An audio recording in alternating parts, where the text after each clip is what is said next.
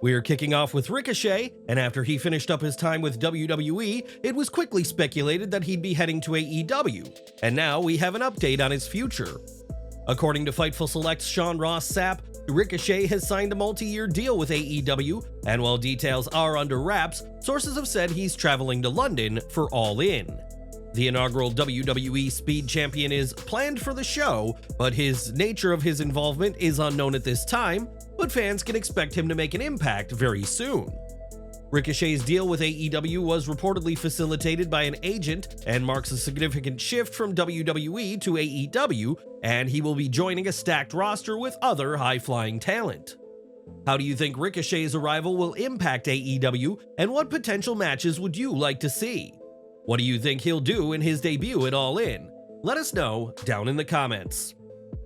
The last time Paul Heyman was on WWE TV, he was being laid out by Solo Sikoa's bloodline, and even with Roman Reigns back, the Wise Man has yet to make a return. Now the two will reunite, but outside of WWE, as Bloomberg Live reports that Reigns and Heyman are heading to New York next month to join Power Players. The two WWE staples will attend the event that brings together industry leaders at the intersection of sports, business, and technology, and the event will take place on September 5th. Reigns' career took off to another level when he aligned himself with Paul Heyman back in 2020, and the Wise Man played a key role in Reigns' transformation into the head of the table. Given the success of both men, it's fitting that they will be at Power Players together, and with this appearance, one has to wonder how long it'll be before the pair reunite on WWE TV. During the July 17th episode of Dynamite, a backstage altercation unfolded backstage after Britt Baker made comments about MJF and his girlfriend Alicia a tout. The matter got so heated that MJF reportedly punched a wall, and Baker allegedly called a tout a stupiding bitch and claimed that she'd have the interviewer kicked out of the locker room. The matter resulted in Baker being suspended and has once again raised questions as to whether AEW will ever escape backstage issues that often overshadow the on-screen product. Speaking to Joseph Stasuski of the New York Post, will Ospreay address the reports of MJF and Baker's backstage altercation, which he believes was blown out of proportion. It's the most completely blown out of proportion thing I've ever seen in my entire life. I'm just trying to bring people together as a team. That's all I can say. I'm fully aware people don't like each other backstage. I know there are people backstage that I don't like. My whole thing is that going forward, we all need to be a team. We all need to look after one another. The incident resulted in Baker being suspended, but MJF was not, as an HR investigation reportedly determined that MJF was acting in defense of a tout. Do you feel such incidents might happen again in the future? What can AEW do to remedy such situations? Let us know in the comments section below. Next week, Cody Rhodes will defend the undisputed WWE Championship against Kevin Owens at Bash in Berlin, but fans won't have to wait until then to see the American Nightmare.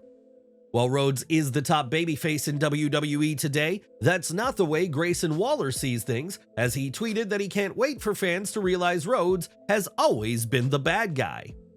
A few hours later, Rhodes responded by daring Waller to have a chat with him at tonight's SmackDown, and Cody said he'll show the Aussie how much of a bad guy he can be. Rhodes may be a good guy in WWE today, but we've seen him be a heel before, and there's no shortage of fans who'd like to see Rhodes return to the dark side at some point in the future. But what do you think? Will Cody Rhodes ever be a fully fledged bad guy like we've seen before? And what do you think he and Grayson Waller will do tonight? Let us know below. Now, the House of Black has been one of AEW's top factions and have held gold during their run, but now the faction has been accused of being troublemakers in the promotion. Earlier this year, it was speculated as to whether Buddy Matthews and Malachi Black would be leaving AEW, but Matthews signed a new deal in February, and Black has also re-signed. While speaking on Keeping It 100, Disco Inferno talked about Buddy Matthews' recent re-signing and claimed that problems caused by the group made AEW keeping him unusual. He said, "Buddy Murphy re-signed, right? Okay, so I think they're staying, which is kind of weird because all I've heard from sources is that the House of Black is a pain to deal with backstage. They're constantly turning down creative, but I guess they didn't want him going back to WWE, so they re-signed him. But I wonder, based on all the things we're hearing, that these guys were a pain, that WWE didn't really want them back, you know what I'm saying? They sound like troublemakers a little bit, so why would WWE want them back in a locker room that's having massive success right now? As always, it's worth mentioning that this is just a claim and one side of the story, and neither the House of Black nor AEW have publicly commented on these allegations. The House of Black is set to take part in a 4-way ladder match for the AEW Trios Championships at All In, so they're more focused on the match than anything else right now. What do you think of this accusation made against the House of Black? Do you believe the faction is a bunch of troublemakers? Let us know in the comments section below. On AEW Dynamite from Cardiff, Toni Storm faced Saraya, much to the delight of the rabid UK crowd, but Jim Cornette was no fan of the bout. Talking to Twitter, Cornette said that if the match took place on OVW TV when he was in charge, they'd never have been let out of the beginners class, such was his disdain for the match. In tweets of their own, fans shared their thoughts on the match, and some fans noticed a sequence that was a literal copy of a Becky Lynch vs. Bayley match from Raw in 2022. In the end, Storm retained her title against Saraya, but what did you think of the match? Let us know below. After an injury scare to Bryan Danielson at AEW Dynasty, Will Ospreay said he was retiring the Tiger Driver 91, but his reluctance to hit the move has led to his opponents taking advantage. On this week's Dynamite, MJF once again got the upper hand, leaving Ospreay bleeding following their segment, and it may be time for the Britt to use his retired move again. In a backstage segment, Danielson confronted Ospreay and told him, "Do it," seemingly referring to the Tiger Driver, and that move could be making its return inside Wembley Stadium. Now, Logan Paul is no stranger to controversy, and this week the former US champion was once again embroiled in a scandal, this time about his dog. In a clip which Paul originally shared 4 years ago, Paul, his dogs, and others are on a boat, and it appears to some that the pooch was pushed off so Paul could save him in the name of content. On social media, Paul rejected the idea he'd put his dog in jeopardy, saying that a hand was petting his dog when he jumped into the water, and that he was not pushed. But what do you make of this? Is this just exuberant fans seeing something that isn't there? Or is Paul being dishonest in his response? Let us know below. As we previously reported, Bobby Lashley's profile on WWE.com was moved to the alumni section last week, a sign that his time with the company has come to an end. From the moment reports grew that Lashley would be leaving, fans debated on what was to come, and it turns out the Almighty plans on having a pretty stacked schedule. Speaking on the Bo and Them show, Lashley discussed his plans moving forward and made clear that he has plenty to give both in and out of professional wrestling.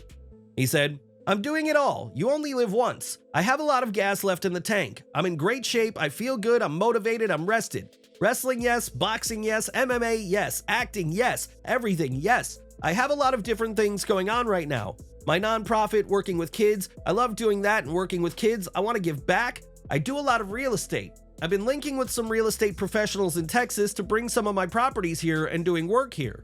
Wrestling, I still want to wrestle. I love wrestling. The fans are writing me every day. When are you coming back? Where are you going? We want to be there for you. I love the fans."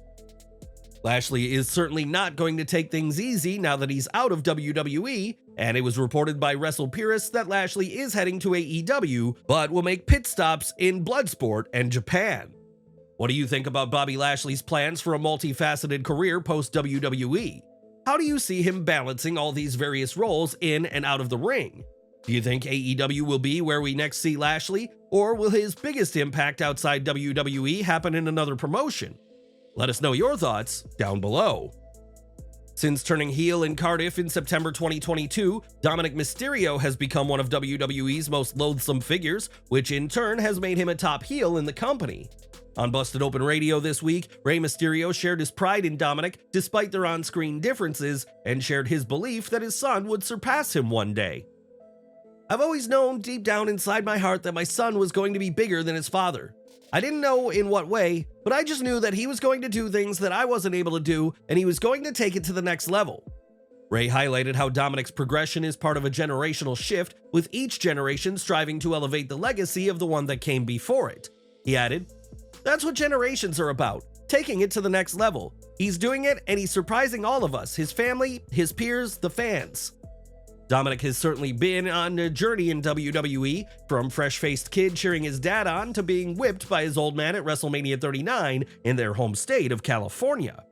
Despite their storyline feuds, Rey certainly believes in his son, and between that and Dominik's ability to captivate fans, it's clear greater things are destined for Dirty Dom. What do you make of Ray's belief that Dominik will surpass his own achievements? Do you think the Judgment Day member is on that trajectory? Let us know below. Now, Ronda Rousey parted ways with WWE after her match against Shayna Baszler at SummerSlam last year, and after that, she competed in just a handful of matches.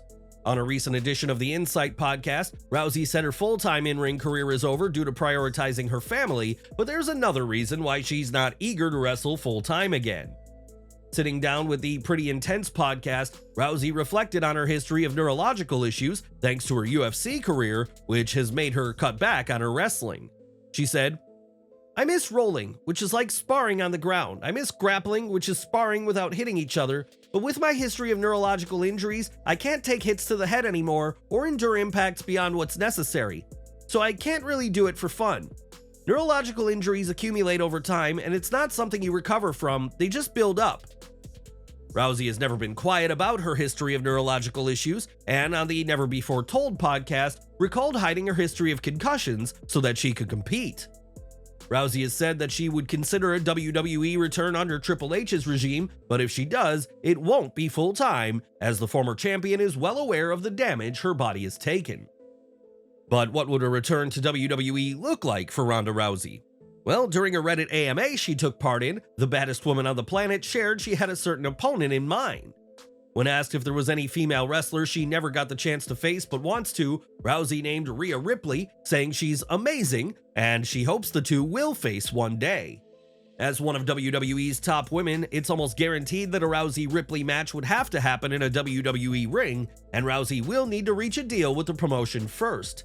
But is this a match you'd like to see? Or would you rather see Rousey face somebody else, or perhaps nobody at all?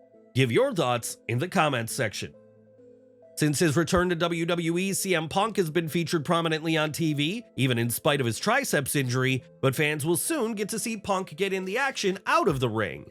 Prominent comedian Stavros Halkias took to Twitter to announce that the comedy film Let's Start a Cult will premiere in theaters on October 25th, and Punk is part of the cast. The premise of this film is that after missing his cult's ritual suicide, a loser teams up with a bogus messiah to rebuild their commune that is convinced that the end of the world is nigh. This project comes after Punk signed with the Paradigm Talent Agency in June of this year, and the agency has signed several WWE stars, including Punk's rival Drew McIntyre.